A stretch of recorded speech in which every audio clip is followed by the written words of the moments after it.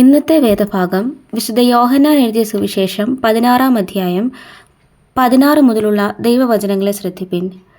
കുറഞ്ഞോന്ന് കഴിഞ്ഞിട്ട് നിങ്ങൾ എന്നെ കാണുകയില്ല, പിന്നെയും കുറഞ്ഞോന്ന് കഴിഞ്ഞിട്ട് നിങ്ങൾ എന്നെ കാണും.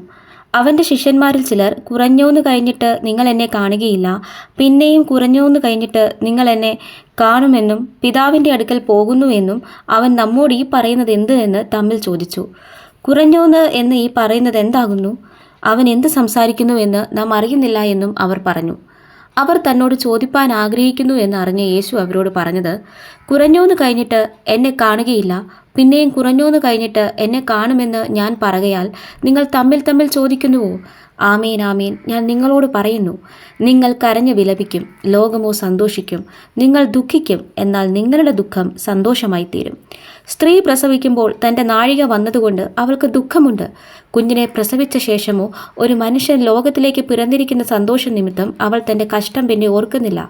അങ്ങനെ നിങ്ങൾക്കും ഇപ്പോൾ ദുഃഖമുണ്ട് എങ്കിലും ഞാൻ പിന്നെയും നിങ്ങളെ കാണും. നിങ്ങളുടെ ഹൃദയം സന്തോഷിക്കും. നിങ്ങളുടെ സന്തോഷം ആരും നിങ്ങളിൽ നിന്ന് എടുത്തു കളകയില്ല.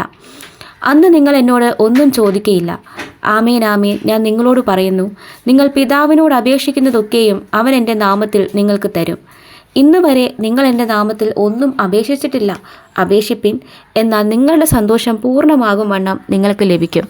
ഇത് ഞാൻ സദൃശ്യമായി നിങ്ങളോട് സംസാരിച്ചിരിക്കുന്നു. എങ്കിലും ഞാൻ ഇനി സദൃശ്യമായി നിങ്ങളോട് സംസാരിക്കാതെ പിതാവിനെ സംബന്ധിച്ച് സ്പഷ്ടമായി നിങ്ങളോട് അറിയിക്കുന്ന നാഴിക വരുന്നു. അന്ന് നിങ്ങൾ എൻ്റെ നാമത്തിൽ അപേക്ഷിക്കും. ഞാൻ നിങ്ങൾക്ക് വേണ്ടി പിതാവിനോട് അപേക്ഷിക്കുമെന്ന് ഞാൻ പറയുന്നില്ല. നിങ്ങൾ എന്നെ സ്നേഹിച്ചു. ഞാൻ പിതാവിൻ്റെ അടുക്കൽ നിന്ന് വന്നിരിക്കുന്നു എന്ന് വിശ്വസിച്ചിരിക്കൊണ്ട് പിതാവ് താനും നിങ്ങളെ സ്നേഹിക്കുന്നു. ഞാൻ പിതാവിൻ്റെ അടുക്കൽ നിന്ന് പുറപ്പെട്ട് ലോകത്തിൽ വന്നിരിക്കുന്നു. പിന്നെയും ലോകത്തെ വിട്ട് പിതാവിൻ്റെ അടുക്കൽ പോകുന്നു. അതിന് അവൻ്റെ ശിഷ്യന്മാർ, ഇപ്പോൾ നീ സാദൃശ്യമൊന്നും പറയാതെ സ്പഷ്ടമായി സംസാരിക്കുന്നു. നീ സകലവും അറിയുന്നു എന്നും ആരും നിന്നോട് ചോദിപ്പാൻ നിനക്ക് ആവശ്യമില്ല എന്നും ഞങ്ങൾ ഇപ്പോൾ അറിയുന്നു. ഇതിനാൽ നീ ദൈവത്തിൻ്റെ അടുക്കൽ നിന്ന് വന്നിരിക്കുന്നുവെന്ന് ഞങ്ങൾ വിശ്വസിക്കുന്നു എന്ന് പറഞ്ഞു. യേശു അവരോട്, ഇപ്പോൾ നിങ്ങൾ വിശ്വസിക്കുന്നുവോ?